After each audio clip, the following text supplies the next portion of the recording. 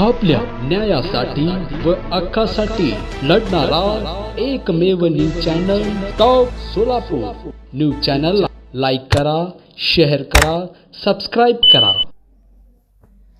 इसबावी येथील जिल्हा परिषद शाळेजवळ अवैध वाळू साठा असल्याची माहिती सहाय्यक पोलीस अधीक्षक पंढरपूर उपविभाग प्रशांत डगळे यांना गोपनीय बातमीदारामार्फत मिळाली।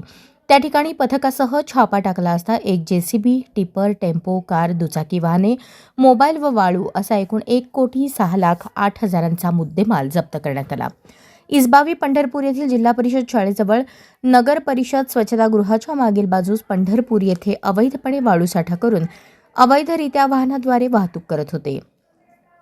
मिळालेल्या बातमीच्या अनुषंगाने सहाय्यक पोलीस अधीक्षक पंढरपूर यांच्या पथकाने सदर ठिकाणी जाऊन छापा कारवाई केली असता एक जेसीबीच्या सहाय्याने हायवा टिपरमध्ये वाळू अंदाजे 4 ब्रास भरत असल्याचे मिळून आले। त्यावेळी पोलिसांना पाहून एक टिपर आणि पांढऱ्या रंगाचे महिंद्रा वाहन तिथून पळून गेले। जेसीबी जवळ 4 दुचाकी वाहने मिळून आली। जेसीबी चालक पवन रामचंद्र वागल राहणार गादेगाव मिळून आला। तसेच टिपर चालक सुहास मायप्पा काळे राहणार बोहाळी सध्या शिवाजीनगर इसबावी मिळून आला। वाळू उत्खनन करून वाहतूक करणारे घरात लपून बसलेले आरोपी स्वप्नील मस्के राहणार गादेगाव, प्रकाश उर्फ भैया उत्तम गंगथडे राहणार इसबावी, शुभम प्रभाकर यादव राहणार इसबावी यांना ताब्यात घेतले। त्यांनी शेजारील 2 वाळू वाहतुकीसाठी वापरलेले टिपर दाखवून दिले। त्यांच्याकडे टिपरच्या मालकाबाबत विचारले असता चेतन उर्फ तात्या धनवडे व निलेश शिंदे राहणार इसबावी तालुका पंढरपूर यांचे टिपर असल्याचे सांगितले।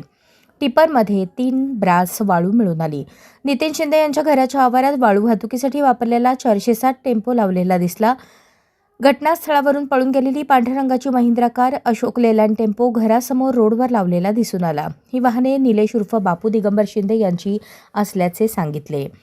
पोलिसांनी या कारवाईमध्ये एक जेसीबी किंमत 16,50,000, 4 टिपर 60 लाख, 2 टेम्पो 13 लाख, पांढऱ्या रंगाची महिंद्रा कार 15 लाख, 4 दुचाकी वाहने 1,45,000, 3 ब्रास वाळू 12,000 रुपये, 5 मोबाईल फोन किंमत 73,000 रुपये असा एकूण 1,06,80,000चा मुद्देमाल जप्त करण्यात आला।